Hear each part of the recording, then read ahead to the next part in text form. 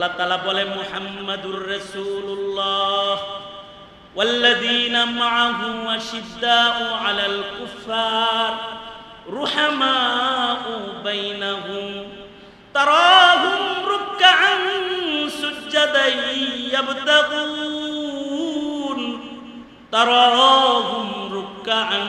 সুজদান ইয়াবতাগুনা ফাযলাম মিনাল্লাহি ওয়া রিদওয়ানা সীমাহুম ফি ওয়ুজুহিহিম মিন আসারিস সুজুদ যালিকা মাসালুহুম ফিত তাওরাহ ওয়া মাসালুহুম ফিল ইনজিল।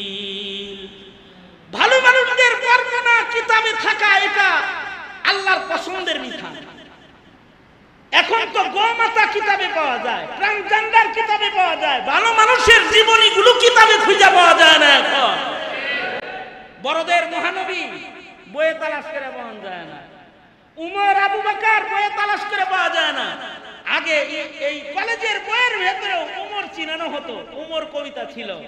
ইসলাম সে তো পরশমণি, কবি নজরুল। ইসলাম সে তো পরশমণি তারেকে পেয়েছে খুঁজি, পরশে তাহার শোনা হলো যারা তাদের ওই মোরা বুঝি। বলেছেন হযরত রাসূল শেষ পয়গম্বর, আমার পরে যদি নবী হতো কেউ তো ঠিক সে উমর। অর্ধ পৃথিবী শাসন করেছেন যিনি, ধুলির তপ্তে বসি খেজুরের পাতার প্রাসাদ তাহার বারে বারে গেছে খুশি। কলেজের বইয়ে চিনা হতো উমর। যারা উমর চিনে, আবু বকর চিনে, তারা হাফিজজি চিনে, শাইখুল হাদিস চিনে, তারা অলিপুরি চিনে, মামুনুল হক চিনে, তারা জমানার আশরাফ আলীকে চিনে, মদনীরে যারা চিনে তারা শাইখুল ইসলাম আহমদ শফিকে চিনে। যারা শাইখুল ইসলাম আহমদ শফিকে চিনে না, যারা সাহাবীকে চিনে না, ওরাই আহমদ শফিকে চিনে না। তখন ওরা আহমদ শফিকে তেতুল হুজুর বলতে দ্বিধাবোধ করে নাই। যারা পেছনের মানুষকে চিনে না, তারা জিয়াউদ্দিনকেও চিনবে না, চিনে না তারা। যারা পেছনের ভালো মানুষকে চিনে তারা জমানার ভালো মানুষকেও চিনে। যার তার বক্ত হয় না, তারা বুঝে শুনে বক্ত হয়। এজন্য প্রজন্মকে ভালো মানুষ চিনাও, এটা একটা ইমানি জিম্মাদারি। যুবকেরা, তোমরা তোমাদের সন্তানদেরকে ভালো মানুষ চিনাবা। রাজি আছো তো? ইনশাআল্লাহ রাজি আছো তো? দ্বীন শিখাবা, ইসলামের ইতিহাস শিখাবা, সাহাবায়ে কেরামের জীবনী শিখাবা, তাইলে ওরা জমিনের ভালো মানুষদেরকে চিনবে। আল্লাহ তাআলা আমাদেরকে ইসলাহি মজলিসের মাধ্যমে ভালো মানুষ চিনার, ভালো মানুষদের সান্নিধ্য নেওয়ার তৌফিক আমাদেরকে দান করেন, আমিন। শান্তি বেশি, শান্তি কম। আগে এই বাতির আলো ছিল না, কিন্তু ঈমানের আলো ছিল, তাকওয়ার আলো ছিল। এখন বাতির আলো আসছে, রাস্তাঘাট সুন্দর হয়েছে, বাড়িঘর সুন্দর হয়েছে, কিন্তু মানুষের দিল অন্ধকার হয়ে যেতেছে ধীরে ধীরে। এটা যত বেশি কিয়ামতের নিকটবর্তী হব, তত বেশি এই অন্ধকার ধীরে ধীরে বাড়তে থাকবে। এটা আল্লাহর রাসূল সাল্লাল্লাহু আলাইহি ওয়াসাল্লাম আমাদেরকে আগেই জানায় দিয়ে গেছেন। যেমন আমরা যতটুকু শান্তিতে এখন আছি, আমাদের বাচ্চা কাচ্চারা এদের জন্য এতটুকুনো কঠিন, এরপরে যারা আসবে তাদের জন্য আরো কঠিন। আল্লাহর রাসূল বলেন, আলা রাসূলুল্লাহ সাল্লাল্লাহু আলাইহি ওয়াসাল্লাম খায়রুল কুরুনি কারনি সুম্মাল্লাযীনা ইয়ালুনাহুম সুম্মাল্লাযীনা ইয়ালুনাহুম। সহিহ হাদিস, একাধিক বিশুদ্ধ কিতাবে বর্ণিত, বুখারী সহ, যে দিন যত যাবে তত মানুষ নিম্নমানের হবে, জমানায় অশান্তি বাড়বে, আর যত পিছনে যাব তত শান্তি বেশি, ভালো মানুষ বেশি।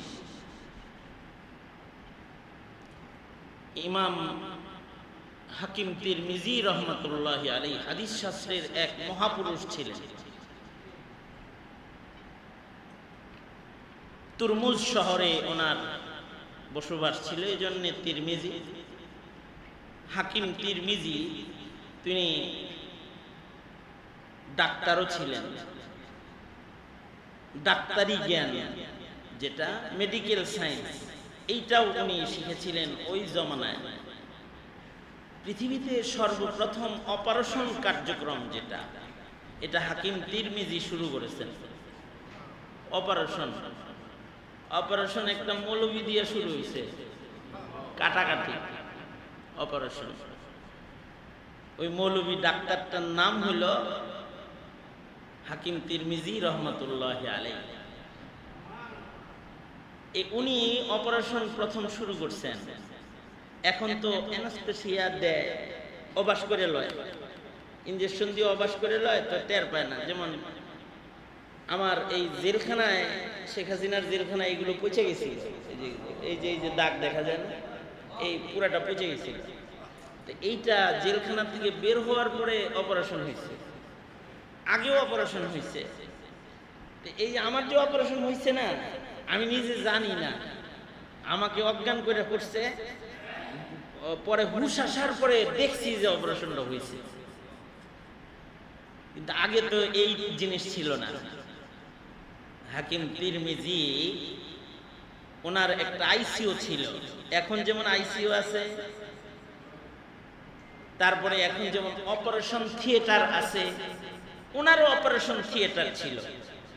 এখনো যারা উজবেকিস্তান সফরে যায়, তারা ওই তুরমুজ শহরে গেলে হাকিম তিরমিজির সেই থিয়েটার দেখতে যায়। মাটির নিচে ঘর, যেটা উনি থিয়েটার বানাইছিলেন, অপারেশন থিয়েটার, যাতে করে বাহিরের জার মানুষের দেহের ভিতরে প্রবেশ না করে, মাটির নিচে উনি অপারেশন কার্য সম্পাদন করতেন। আশ্চর্য বিষয় হইল, আগের জমানার মানুষ কত ভালো ছিল। আজব বিষয় হলো, যখন উনি অপারেশন শুরু করতেন, এর আগে রোগী যদি হাফেজ সাহেব হইতো, তাহলে তাকে বলতেন কোরআন পড়ো,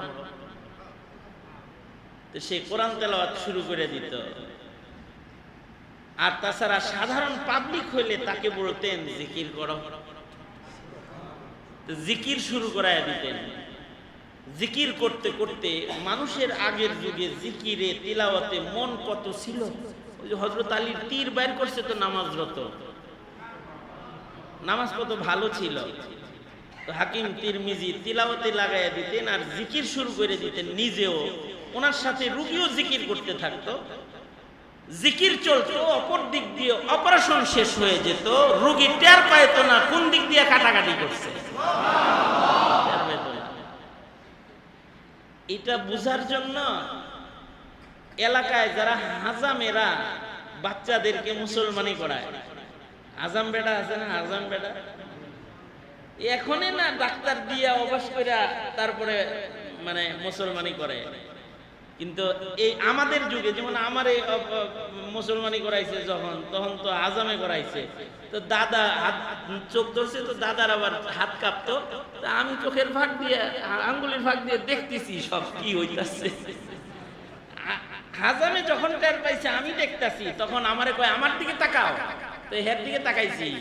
হে বিভিন্ন কলমা টলমা পড়ায়, আশহাদু আল্লা ইলাহা ইল্লাল্লাহ, তারপরে বিভিন্ন কবিতা পড়ায়, কয় আগম বাগম, এই যা আছে না এগুলো কয় টয় কইতে কইতে কামছাড়ে আলাই দিছে। হাজামের এই মন্ত্র পড়ার ভেতর দিয়ে যদি বাচ্চাদের মনোকাইটা আলান যায়, এটার যদি একটা তাসির থাকে যে মানুষের দিল পাল্টায় ফেলায়, তাহলে জিকিরের তাসির কত, তিলাওয়াতের তাসির কত। এই হইল হাকিম তিরমিজি রহমতুল্লাহ আলাইহি।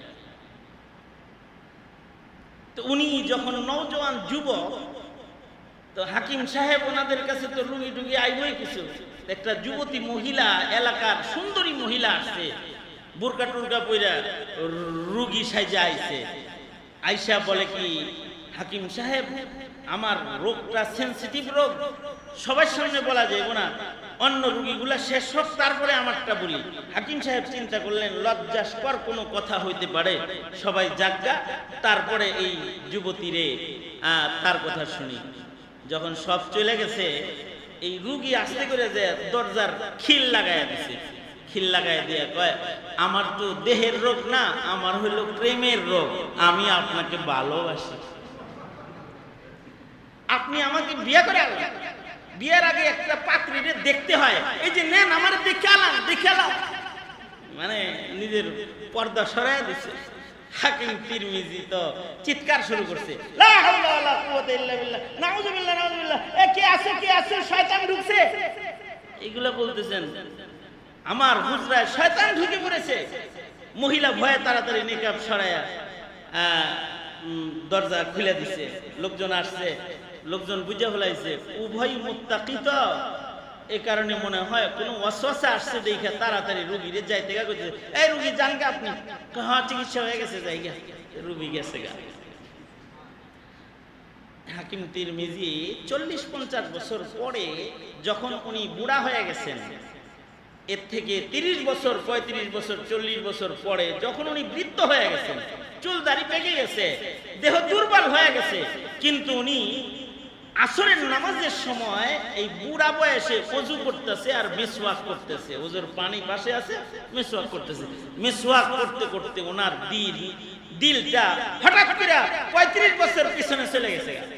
ওই যে ঘরের ভিতরে বেডি ঢুকছিল একটা, এখন মনে মনে চিন্তা করতেছে, আল্লাহ তো গাফফার, কি চান্সটা হারাইছি, কামটা সাইরা আল্লাহ দিতাম, তারপরে তওবা করে আলাইতাম, মনে মনে কইতেছে, কল্পনার ভেতরে আসতেছে। এটা যখনই কল্পনাটা আসছে, হাকিম তিরমিজি তো আবার হুশে চলে আসছে। হুশে আইসা যে মসজিদে ঢুইকা রুনাজারি শুরু করছে, হায় হায় আগে কি ছিলাম এখন কি হইলাম, কলবের এত অবনতি হইছে, এই অবস্থায় যদি মরি তাইলে তো আফজাল হালতে মৃত্যু হইল না, মফজুল হালতে মরণ হইতেছে। আগে না হালত ভালো ছিল যে নারী ঢুকছে আর চিল্লাইছি, এখন ওযু করতে যায় বেডির কথা কল্পনা করি, আর কান্না শুরু করছে। কানতে কানতে খাবার দাবার বন্ধ।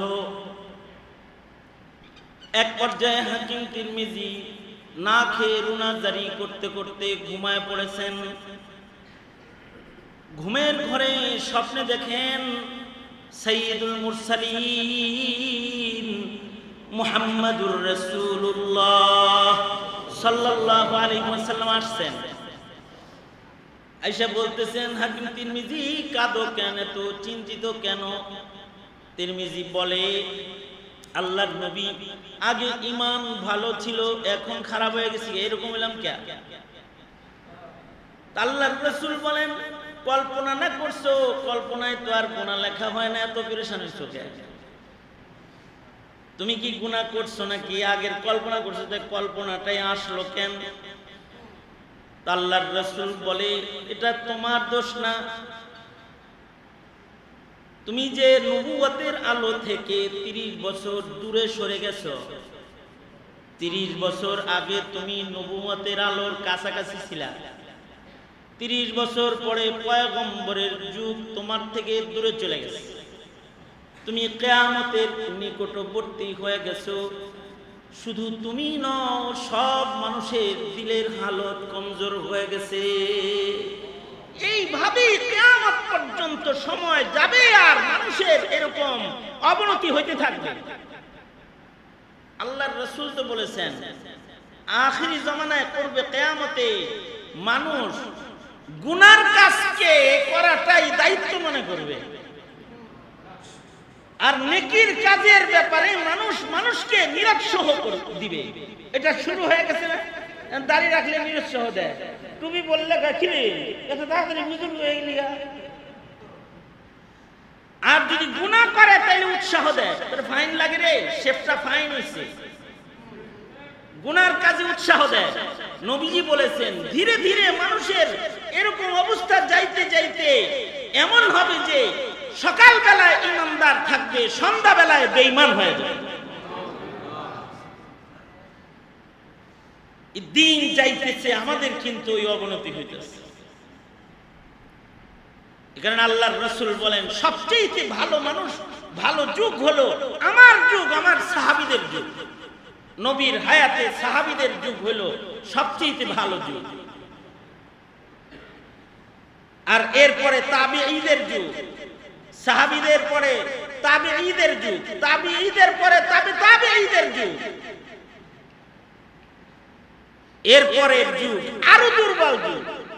আর আস্তে আস্তে এই 40 বছর আগের যুগটাও ভালো ছিল, যে একটা গ্রামে একটা টেলিভিশন ছিল, আর এখন পকেটের ভিতরে 4টা টেলিভিশন। মনে করেন 4টা মোবাইল ফোন আছে, 3টা মোবাইল ফোন পকেটে আছে, সবগুলা টেলিভিশন। আগের যুগে এক গ্রামে একটা রেডিও ছিল, আর এখন শব্দ মোবাইলের ভেতরে সবসময় বাজতেই থাকে তার ছাড়া। রেডিওতে কি আছে এটা দেখার জন্য মানুষ যেত, যে বাক্স থেকে হলে কথা বাইর হয়। এই স্বাধীনতার পরের কথাই তো এগুলো। জমানার কত পরিবর্তন হলো এখন, যে এখন মানুষের ঈমানও কিন্তু এরকম কমজোর হইতেছে। এই যে পরিবর্তনশীল হালাত, এটা কিন্তু ভালো না। এ কারণে ভালো সান্নিধ্যে সবসময় থাকার চেষ্টা করা। আল্লাহ বলে দেখো না আমার নবীর সাহাবীরা, নবীর সান্নিধ্যের কারণে তাদের এত বরকত। মানুষ ভালো ছিল কেন? সাহাবীরা ভালো ছিল কেন? আল্লাহ বলে যে তারা যে মুহাম্মদুর রাসূলুল্লাহর সাথী ছিল, এজন্য তারা এত ভালো ছিল। মুহাম্মাদুর রাসূলুল্লাহ, মুহাম্মাদুর রাসূলুল্লাহ ওয়াল্লাযীনা মাআহু, মুহাম্মদ সাল্লাল্লাহু আলাইহি ওয়াসাল্লাম এবং তার সাথী যারা, তারা। কেউ কেউ বলেন সাথী যত ভালো তার দাম তত ভালো। মাআহু দিয়ে আল্লাহ তাআলা আবু বকর বুঝাইছে, অথবা জামাতে সাহাবাকে বুঝাইছেন। জামাতে সাহাবা সবচেয়ে দামি সোহবত উঠাইছেন মুহাম্মাদুর রাসূলুল্লাহ সাল্লাল্লাহু আলাইহি ওয়াসাল্লামের সোহবত উঠাইছেন। এ কারণে উম্মতের মধ্যে সবচেয়ে দামি হলো সাহাবায়ে কেরাম। তাদের সান্নিধ্য দামি, এজন্য তাদের দাম বেশি, উন্নত বেশি। তাদের সকলকে আল্লাহর রাসূল তারকার সাথে তুলনা করেছেন। আল্লাহর রাসূল বলেন আসহাবী কান্নুজুম বিআইহিম ইকতাদাইতুম ইহতাদাইতুম। মনে রাখতে হবে নবীজির সকল সাহাবীরাই তারকার মতো ঈমানওয়ালা, কিন্তু তারপরেও সাহাবীদের ভিতরেও কিন্তু আফজাল সাহাবী আছে, আফজাল জামাত আছে। সবচেয়ে আফজাল জামাত হলো আশারায়ে মুবাশশারার জামাত। তারপরে আফজাল জামাত হলো আসহাবে বদর। তারপরে আফজাল জামাত হলো আসহাবে বাইআতে রিদওয়ান। আফজাল মুসলিম হলো যারা নবীজির সাথে মুহাজির। এরকম জামাতের একটা ব্যবধান আছে, জামাতের আলাদা আলাদা কিছু দাম আছে। আবার ব্যক্তিরও দাম আছে, আলাদা ব্যক্তির দাম আছে, ব্যক্তি সাহাবীর দাম আছে। এই দামগুলো বুঝাও ঈমান, ব্যক্তির মূল্য বুঝাও ঈমান। যারা আবু বকর উমরের মূল্য বুঝে না, যারা জামাতে সাহাবার মূল্য বুঝে না, এদের ঈমান টিকে না, এদের ঈমান নষ্ট হয়ে যায়, ঈমান নষ্ট হয়ে যায়। এই দামও বুঝতে হয়। ইসমাতে আম্বিয়া, নবীদের মর্যাদা যারা বুঝে না, তাদের ঈমান নষ্ট হয়ে যায়। মুহাম্মাদুর রাসূলুল্লাহ সাল্লাল্লাহু আলাইহি ওয়াসাল্লামের মর্যাদা যদি কেউ না বুঝে, তখন সে কাদিয়ানী হয়ে যায়, নাস্তিক হয়ে যায়, মুরতাদ হয়ে যায়, বেঈমান হয়ে যায়। দাম বুঝতে হয় এগুলো, এবং এই দামগুলো নিজের সন্তানদেরকেও বুঝাইতে হয়। এই সব 200 কালা মানুষ একরকম মনে করিস না, এর ভিতরে আফজাল মাফজুল আছে, দামে কমবেশ আছে। দামে কমবেশ কোন জিনিসের ভিতরে নাই? পানির ভিতরেও দামে কমবেশ পানি আছে, পাহাড়ের ভেতরে দামি কম বেশ পাহাড় আছে, রাতের ভেতরে দামে বেশি কম রাত আছে, দিনের ভেতরে দামে বেশি কম দিন আছে। সবকিছুর ভেতরেই তো দাম বেশি আছে। যেমন দিনের ভেতরে ইয়াউমুল আরাফা দামি, মাসের ভেতরে রমজান দামি, নবীদের ভেতরে মুহাম্মদুর রাসূলুল্লাহ সাল্লাল্লাহু আলাইহি ওয়াসাল্লাম দামি, রাতের ভেতরে লাইলাতুল কদর দামি, সময়ের ভেতরে কুবাইল আল মাগরিব ইয়াউমুল জুমআ দামি, অথবা শেষ রজনী, কোরআন নাজিলের সময় সুবহে সাদিক, এমন মুহূর্তগুলো দামি। এই যে ওয়াক্তের ভেতরেও তো দামের কমবেশ আছে। আমাদের বুজুর্গরা তো বলে গাছের ভেতরেও দামে কমবেশ আছে, সব গাছ এক দামি না। তো একজন জিজ্ঞাসা, সবচেয়ে ভালো কোন গাছ? খেজুর গাছ। খেজুর গাছের কিচ্ছু ফালানি যায় না, এর কাঁটাটাও ফালানি যায় না, এর চামড়াটাও ফালানি যায় না। খেজুর গাছ মানুষের মতন, খেজুর গাছ হলো মানুষের মতন। খেজুর গাছের গলা কাটলে খেজুর গাছ মরে যায়। সব গাছ এগুলো কাটলে মরে যায়, ডালপালা কাটলেও মরে যায়। আর খেজুর গাছের পেট কাটলেও মরে না, পিঠ কাটলেও মরে না, কিন্তু গলা কাটলে মরে। মানুষের পেট কাটলে মরে না, পিঠ কাটলে মরে না, কিন্তু গলা কাটলে। পাহাড়ের ভেতরেও দামি পাহাড় আছে। জাবালে উহুদ দামি, ইউহিব্বুনি ওয়া উহিব্বুহু, রাসূল এটারে ভালোবাসতো। সাফা মারওয়া দামি, পাহাড় হিসাবে দামি। পানি হিসাবেও দামি পানি আছে। জমজম দামি, নবীর উঙ্গুলি দিয়ে যে পানি বের হয়েছে আর সাহাবীরা পান করছে, দামি পানি। ইমাম ইবনুল হুমাম বলে সবচেয়ে দামি পানি হলো যে পানি নবীজির উঙ্গুলি দিয়ে বের হয়েছে, এই পানি সবচেয়ে দামি পানি। জঙ্গে হুদায়বিয়াতে আল্লাহর রাসূলের উঙ্গুলি দিয়ে এত পানি বের হয়েছে যে হযরত জাবের বলে এই পানি 1.5 লাখ লোকেও যদি পান করত তাও অন্য পানি আর লাগতো না, এত পানি বের হয়েছে। কিন্তু আমরা দেরাজার ছিলাম, সবাই মিলে পান করছি, গোসল করছি, জানাবাতের গোসলও করছে এক সাহাবী এই পানি দিয়ে, তারপরেও পানি শেষ হয় না। এই পানি দামি পানি, মাখসুস মানুষেরা এই পানি পান করছে, কিয়ামত পর্যন্ত কেউ আর এই পানি পান করতে পারবে না। আর একটা হলো জমজমের পানি, দামি পানি, কাউসারের চাইতে দামি। শক্কে সাদার হচ্ছে আল্লাহর রাসূলের সিনা ধৌত করতেছে জিবরাইল, জমজম দিয়েই ধুইছে, জান্নাত থেকে পানি আনে নাই। তার মানে জান্নাতের পানির চাইতে জমজমের পানি দামি পানি। এমনকি মুফাসসিররা বলে নদীর ভিতরেও দামি নদী আছে, পাহাড়ের ভিতরে দামি পাহাড় আছে, সাগরের ভিতরে দামি সাগর আছে। নদীর ভিতরে কোন নদী দামি? দরিয়ায় নীল, নীল নদী সবচেয়ে দামি। নীল নদীর ফজিলত বেশি। নীল নদী তো পয়গম্বরের খেদমতকারী। হযরত মুসা নবীর মা সিন্ধুকে ভইড়া মুসা আলাইহিস সালামকে ভাষায় দিতে, নদীর পানিয়ে পয়গম্বরের খেদমত করতে করতে একেবারে জায়গা মতো আসিয়ার কোলে নিরাপদ জায়গায় পৌঁছায় দিছে। ফেরাউন আর মারতে পারবো না, পানি খেদমত করতেছে। আবার মিঠা পানি, এই পানি খাইলে ক্ষুধা মিটা যেত, নীল নদের পানি। সাগরের ভেতরে দামি সাগর আছে। নদীর ভেতরে আরেকটা নদীর পানিকে মূল্যবান পানি বলা হয়, সেটা হলো দরিয়ায় দজলা, দজলা নদীর পানি। কি লেগা? এরা সাহাবীর খেদমত করছে। সাদ ইবনে আবি ওয়াক্কাস, সাহাবীদের জামাত, 60 জনের জামাত, 30-35 হাজার মুসলমানের কাফেলা নিয়ে দজলা নদীর তীরে আইসা ঘোড়া নামায়া দিয়ে আল্লাহকে বলে, আল্লাহ নৌকা নাই, পার হবো কেমনে? পানির উপর দিয়ে গেলাম না, কিন্তু সব লয়ে পানির উপর দিয়ে ঘোড়া চালায় ওই পার চলে গেছে, মনে হয়েছে যেন মরুভূমির উপর দিয়ে হাইটা চলে গেছে। পানি ইমানদারদের খেদমত করছে, এই জন্য পানিটার দাম আছে। সাগরের ভেতরে বলা হয় আল বাহরুল আহমার, বাহরে কুলজুম, অথবা যেটা লোহিত সাগর, এই সাগরের দাম বেশি। কেন? এটা মুসা নবীর লাঠির বাড়িতে ক্যানেল হয়ে মুমিনদেরকে, নবীকে নিরাপদে পার করে খেদমত করছে। এমনকি পানির ভিতরে জানালাও হয়ে গেছে, একজন আর একজনের জন্য দেখতে পারে। সাগরে সাগরের পানিও দামি পানি। সাহাবীদের ভেতরেও দামি সাহাবী আছে। মুহররমে ইয়া হাসান ইয়া হুসাইন ইয়া আলী আহলুস সুন্নাত ওয়াল জামার ঘরের ছেলেরাও না বুঝতে বলে, ওরা বুঝেই না যে হাসান আর হুসাইন অথবা আলীর দাম আর আবু বকর।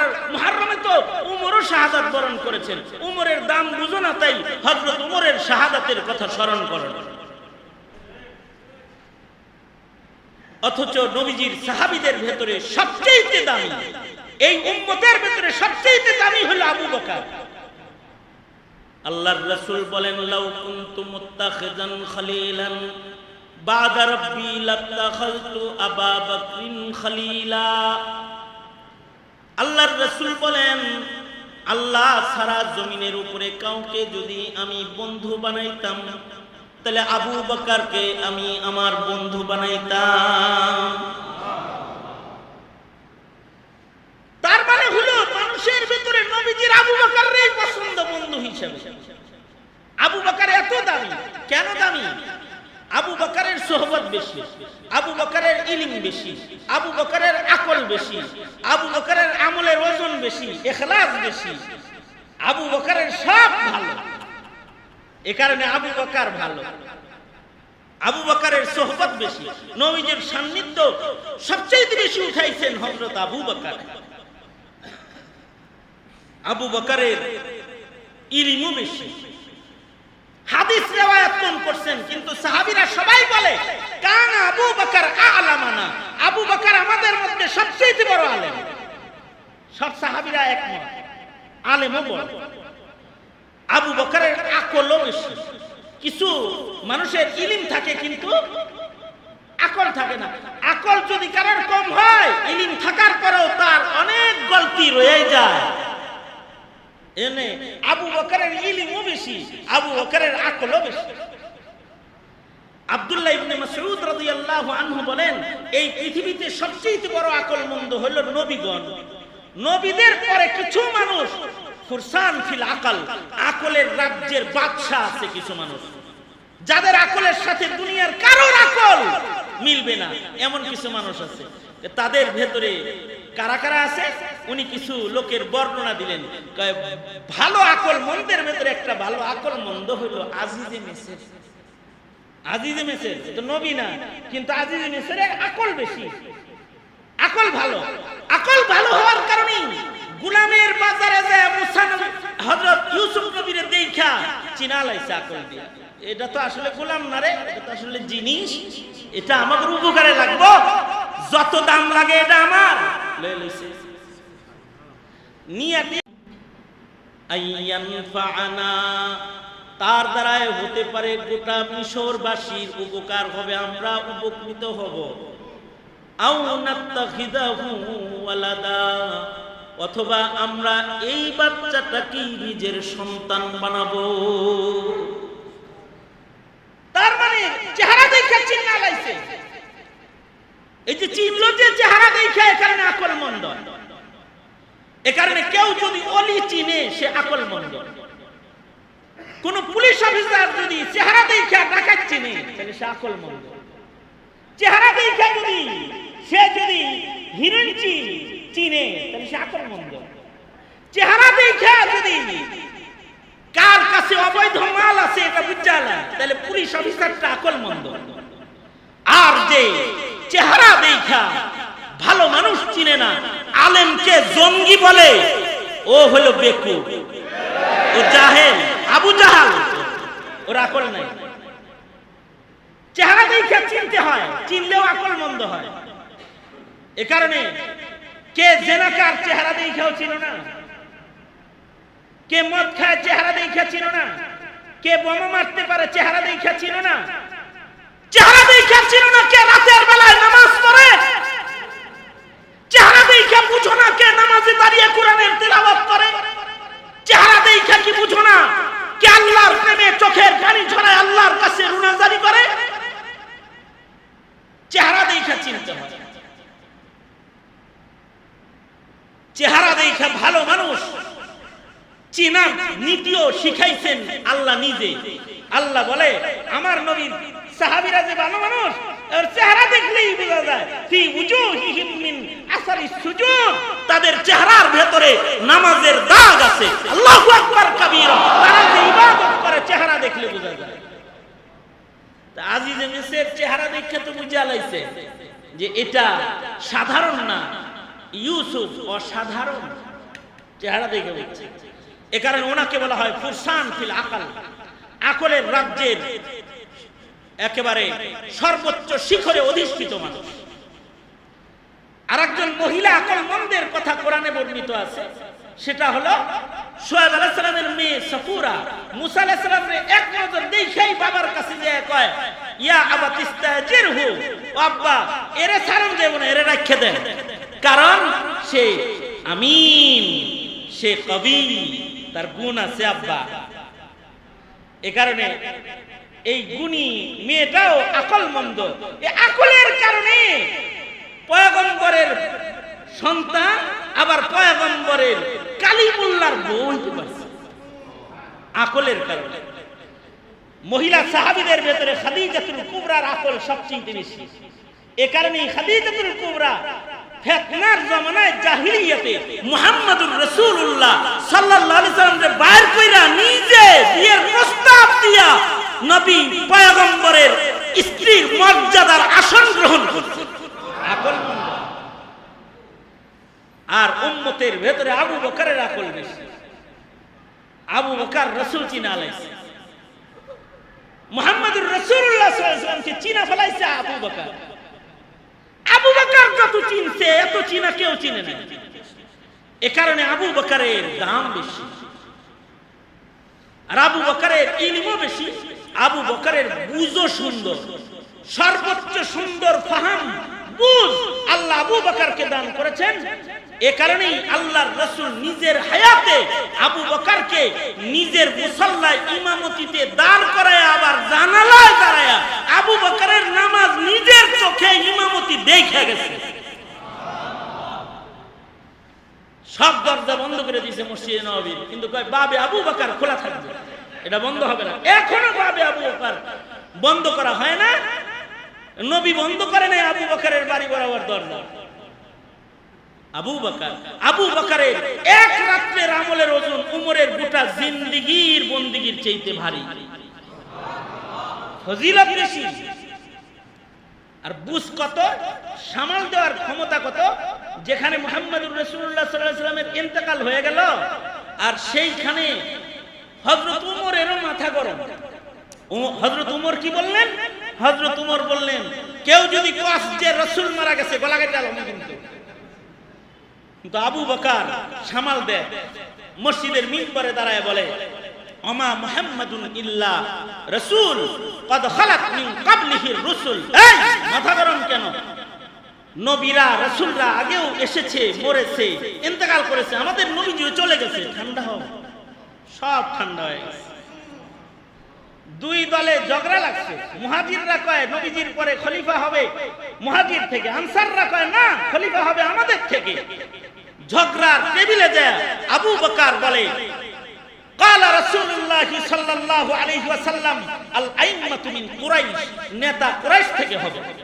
কয় তাইলে কুরাইশ আপনার চেয়ে দামি নেতা আর নাই, আমাগরে বায়াত করেন, আপনি খলিফাতুল মুসলিমিন।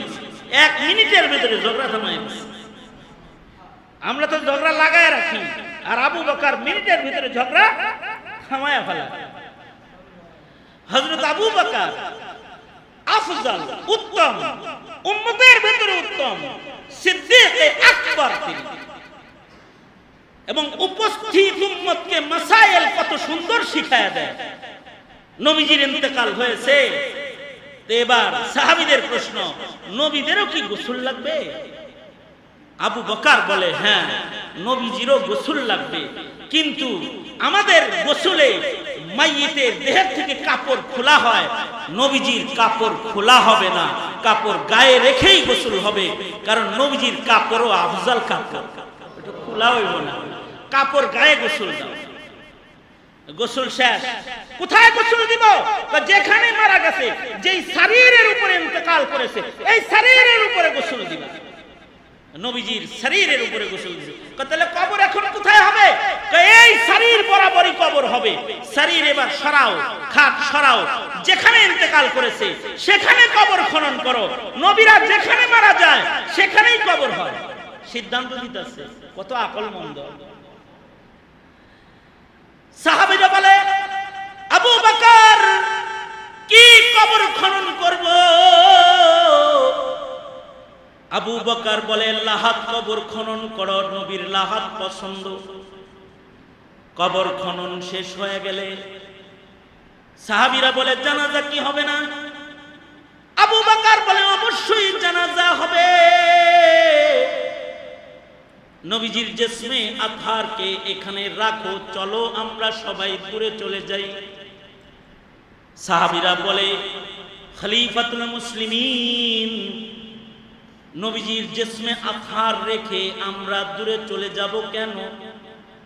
আবু বকর বলে, নবীজির নবুয়তি জীবনে 1,24,000 বার যেই ফেরেশতা নবীজির কাছে আল্লাহর পয়গাম লয়ে লয়ে আসছে, ফেরেশতাদের সর্দার জিবরাইল দাঁড়ায়া দাঁড়ায়া এতিমের মতো কাঁদতেছে।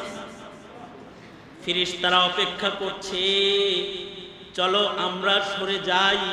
আগে হযরত জিবরাইল ফেরেশতাদেরকে লইয়া জানাজার নামাজ আদায় করবে, তারপরে আমরা জানাজার নামাজ পড়ব। কিছু সময় পরে আবু বকরের বসিরত কত, ফেরেশতাদের জানাজাও দেখতাছে।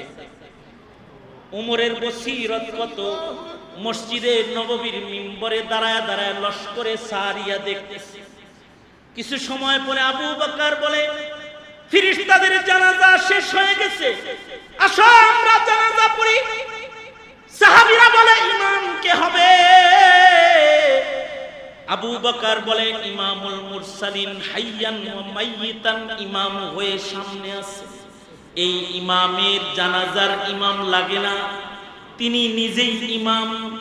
আমরা শুধু জানাজা পড়নেওয়ালা হিসাবে দাঁড়ায় যাব।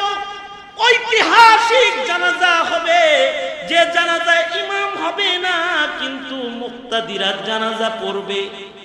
একসাথে সবাই পড়বা না, 10 জন 10 জন করে দাঁড়াবে, যাতে যারা আসছে সকলে জানাজা অংশগ্রহণ করতে পারে। কিয়ামত পর্যন্ত মাইয়িতের জানাজা বারবার নাই, কিন্তু একটা জানাজা সাইয়্যিদুল মুরসালিনের জানাজা, ইমামবিহীন জানাজা, 10 জন দাঁড়িয়েছে। আবু বকর বলে, জানাজার দোয়া পড়তে হবে না, আল্লাহুম্মা গফিরলি হাইয়িনা ওয়া মাইয়িতিনা ওয়া শাহিদিনা ওয়া গায়িবিনা, এগুলো পড়া লাগবে না। এটা তো সাইয়্যিদুল মুরসালিন। তোমরা দাঁড়ায় দাঁড়ায় শুধু দরুদ পড়া যাও আর রাসূলে আরবিকে সালাম দিয়ে যাও। সবাই 10 জন দাঁড়িয়ে দাঁড়িয়ে সালাম দিল। জানাজা এভাবে 2 দিন লেগে গেল।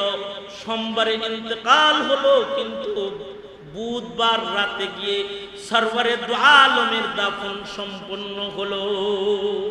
সব সামাল দিলেন, সব সামাল দিলেন। নবীজির ইন্তেকালের পরে মুসাইলামা কাজ্জাবকে শেষ করলেন, যুদ্ধ করলেন। যাকাতের বিধানকে কিয়ামত পর্যন্তের জন্য এস্টাবলিশ করলেন, যুদ্ধের ঘোষণা দিলেন। যারা যাকাত দিবে না, আরে উঠে রশিদ যাকাতও যদি না দেস তাও গর্দান কেটে ফেলবে। যদি এই কঠোরতা না করতেন, কিয়ামত পর্যন্ত যাকাত প্রতিষ্ঠা পেত না। এরপরে বড়দের উপস্থিতিতে ছোটর কিয়াদতকে নবীর সুন্নাত হিসেবে জারি করলেন। যেখানে মুরব্বী সাহাবীরা মদিনায় বিদ্যমান আছে, আবু বকর বললেন, রাসূল উসামাকে আমির বানায় যুদ্ধ কাফেলা গঠন করেছে, এই কাফেলাই যুদ্ধ করবে।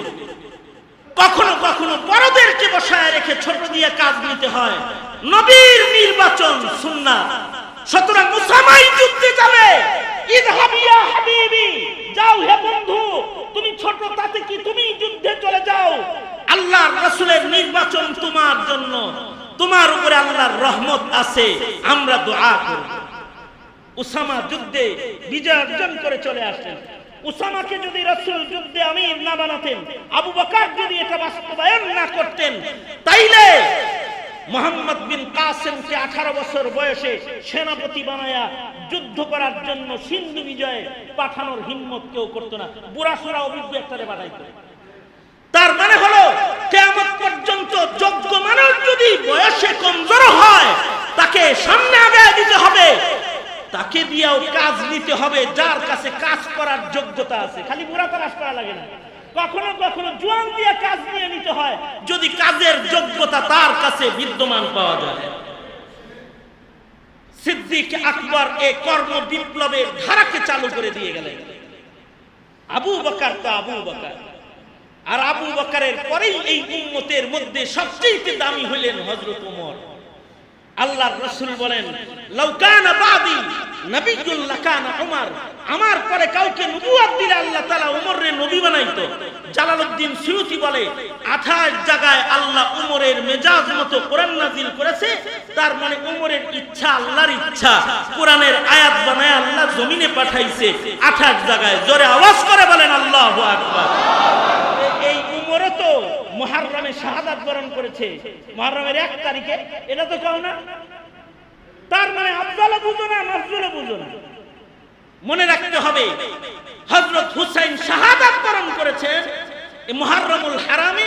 এই কারণে মুহররম দামি না, মুহররম আগের থেকেই দামি, বরঞ্চ হযরত হুসাইন শাহাদাত বরণ করে হযরত হুসাইনের শাহাদাতের মূল্য বেড়েছে এই আশুরাতে শাহাদাত বরণ করার কারণে। তার মানে হযরত হুসাইন ও হাসানের মর্যাদা তো অবশ্যই আছে সাইয়্যিদা শাবাবি আহলিল জান্নাহ। তার মানে কিন্তু আবু বকর ওমরের চেয়ে বেশি। শাইখাইনের মর্যাদা প্রতিষ্ঠা করা, দিলে রাখা, এটা ঈমান। এই কারণেই শিয়াদের ঈমান নষ্ট, কারণ ওরা খালি শাইখাইনকে অপমান করে না, ওরা রাসূলকেও অপমান করে। শিয়াদের কেউ কেউ বলে যে জিবরাইলকে ওহী দিয়া তো আল্লাহ তাআলা পাঠাইছিল হযরত আলীর কাছেই, কিন্তু ভুলে মুহাম্মদুর রাসূলুল্লাহ সাল্লাল্লাহু আলাইহি ওয়াসাল্লামের কাছে দিয়ে গেছে। নাউযুবিল্লাহ, জোরে করে বলে। এখন এত বেবুজের মতো যদি সাহাবীর মর্যাদা কেউ দিতে ব্যর্থ হয়ে যায়, তখন তার ঈমানও প্রশ্নের সম্মুখীন হয়ে যায়। এ কারণে একজন ঈমানদারের জীবনে ভালো মানুষ চিনতে পারাটা ঈমানের একটা বড়। নাস্তিকরা বর্তমান যুগের ভালো মানুষদেরকেও মধ্যযুগী বলে গালি দেয়, ঠিক না ঠিক করে বলেন? কারণ ওরা পিছের যুগের ভালো মানুষকে চিনে না, তাই ওরা বর্তমান যুগের ভালো মানুষদেরকেও চিনে না। এ কারণে মানুষ চিনা, জমানা চিনা, জমিনের মানুষ চিনা, এটাও একটা বড় ধরনের একটা কাজ। এ কারণে আল্লাহ তাআলা জমিনের গোলামদেরকে মানুষ চিনাইছে। আল্লাহ তাআলা বলে, মুহাম্মাদুর রাসূলুল্লাহ ওয়াল্লাযীনা মাআহু আশিদ্দাউ আলাল কুফফার রুহামাউ বাইনাহুম তারাহুম রুকআন সুজদান ইয়াবতাগুন তারাহুম রুকআন সুজদান ইয়াবতাগুনা ফাযলাম মিনাল্লাহি ওয়া রিদওয়ানা সীমাহুম ফি ওয়ুজুহিহিম মিন আসারিস সুজুদ যালিকা মাসালুহুম ফিত তাওরাহ ওয়া মাসালুহুম ফিল ইনজিল। ভালো মানুষদের বর্ণনা কিতাবে থাকা এটা আল্লাহর পছন্দের বিধান। এখন তো গোমাতা কিতাবে পাওয়া যায়, ট্রান্সজেন্ডার কিতাবে পাওয়া যায়, ভালো মানুষের জীবনীগুলো কিতাবে খুঁজে পাওয়া যায় না। এখন বড়দের মহানবী বইয়ে তালাশ করে পাওয়া যায় না, উমর আবু বকর বইয়ে তালাশ করে পাওয়া যায় না। আগে এই কলেজের বইয়ের ভেতরেও উমর চিনানো হতো, উমর কবিতা ছিল। ইসলাম সে তো পরশমণি, কবি নজরুল। ইসলাম সে তো পরশমণি, তারেকে পেয়েছে খুঁজি, পরশে তাহার শোনা হলো যারা, তাদের ওই মোরা বুঝি। বলেছেন হযরত রাসূল শেষ পয়গম্বর, আমার পরে যদি নবী হতো কেউ তো ঠিক সে উমর। অর্ধ পৃথিবী শাসন করেছেন যিনি, ধুলির তক্তে বসি খেজুরের পাতার প্রাসাদ তাহার বারে বারে গেছে খুশি। কলেজের বইয়ে চিনা হতো উমর, যারা উমর চিনে আবু বকর চিনে, তারা হাফিজজি চিনে, শাইখুল হাদিস চিনে, তারা অলিপুরি চিনে, মামুনুল হক চিনে, তারা জমানার আশরাফ আলীকে চিনে, মদনীরে যারা চিনে তারা শাইখুল ইসলাম আহমদ শফিকে চিনে। যারা শাইখুল ইসলাম আহমদ শফিকে চিনে না, যারা সাহাবীকে চিনে না, ওরাই আহমদ শফিকে চিনে না। তখন ওরা আহমদ শফিকে তেতুল হুজুর বলতে দ্বিধাবোধ করে নাই। যারা পেছনের মানুষকে চিনে না, তারা জিয়াউদ্দিন কেউ চিনবে না, চিনে না তারা। যারা পেছনের ভালো মানুষকে চিনে, তারা জমানার ভালো মানুষকেও চিনে। যার তার বক্ত হয় না, তারা বুঝে শুনে বক্ত হয়। এজন্য প্রজন্মকে ভালো মানুষ চিনাও, এটা একটা ইমানি জিম্মাদারি। যুবকেরা, তোমরা তোমাদের সন্তানদেরকে ভালো মানুষ চিনাবা। রাজি আছো তো? ইনশাআল্লাহ রাজি আছো তো? দ্বীন শিখাবা, ইসলামের ইতিহাস শিখাবা, সাহাবায়ে কেরামের জীবনী শিখাবা, তাইলে ওরা জমিনের ভালো মানুষদেরকে চিনবে। আল্লাহ তাআলা আমাদেরকে ইসলাহি মজলিসের মাধ্যমে ভালো মানুষ চিনার, ভালো মানুষদের সান্নিধ্য নেওয়ার তৌফিক আমাদেরকে দান করেন, আমিন। আমি আগামীকালকে আমার প্রোগ্রাম হলো মানিকছড়ি। মানিকছড়ি চিনেন? ফটিকছড়ি, ফটিকছড়ি চিনেন? কোথায়? এই তো ময়মনসিংহের কাছে, তাই না? ফটিকছড়ি নানুপুরের হযরত সহকারে ওইখানে আমার দাওয়াত আগামীকাল। তাছাড়া আমার মনে চাইতেছিল যে আমি আজকের রাতটা হুজুরের কাছে, হুজুরের পায়ের নিচে ঘুম পাইরা যাই। তা আমি যেহেতু আজকে লম্বা সফর করব, একটানা চট্টগ্রাম পর্যন্ত আমার সফর, এ কারণে লম্বা আলোচনা আজকে আর নয়। আমি আমার আলোচনায় যেটা বুঝাইলাম, মানুষের মারাত্মক চিনাইতে হয়, মর্যাদা চিনাইতে হয়, ভালো মানুষ চিনাইতে হয়। কারণ জমানা যত কিয়ামতের দিকে যাইতেছে, তত ভালো মানুষ বাড়তেছে না খারাপ মানুষ বাড়তেছে? জোরে আওয়াজ করে বলেন না কেন? ভালো মানুষ বাড়তেছে না খারাপ বাড়তেছে? খারাপ বাড়তেছে। কিন্তু মাদ্রাসাগুলো কি ভালো মানুষ বানায় না খারাপ মানুষ বানায়? ভালো মানুষ বানানো জারি রাখা দরকার না? ভালো মানুষ পুরুষের ভিতরে যেমন দরকার, নারীদের ভিতরেও দরকার। তো এই নারীদের এই মাদ্রাসাও দরকার, আছে না নাই? আছে না নাই? মাদ্রাসার সাথে আছেন তো আপনারা ইনশাআল্লাহ? হুজুরের সামনে ওয়াদা করলেন তো ইনশাআল্লাহ? কারা কারা আছেন হাত বলেন তো দেখি। এক হাত আছেন? এক হাত আছেন না দুই হাত আছেন? বলেন ইয়া আল্লাহ, আমরা দ্বীনি প্রতিষ্ঠানগুলোর সাথে থাকবো ইনশাআল্লাহ। জোরে করে বলেন ইনশাআল্লাহ। সুজা করেন তো দেখি, সুজা করেন তো দেখি। আঙ্গুল আসেনি? আঙ্গুল ঠিক আছে তো? টাকাটা গুনতে পারেন তো? নারায়ণ চারেন তো দেখি, নারায়ণ চারেন তো দেখি। ঠিকই তো আছে। পকেট আছে তো সাথে? আচ্ছা, পকেটে টাকা থাক আর নাই থাক, বলেন বিসমিল্লাহ। আরো জোরে বলেন বিসমিল্লাহ। এবার পকেটের ভিতরে হাতটা ঢুকান। যার কাছে যা আছে, মাদ্রাসায় ওই বেড়াটেরাও ঠিক নেই মাদ্রাসায়।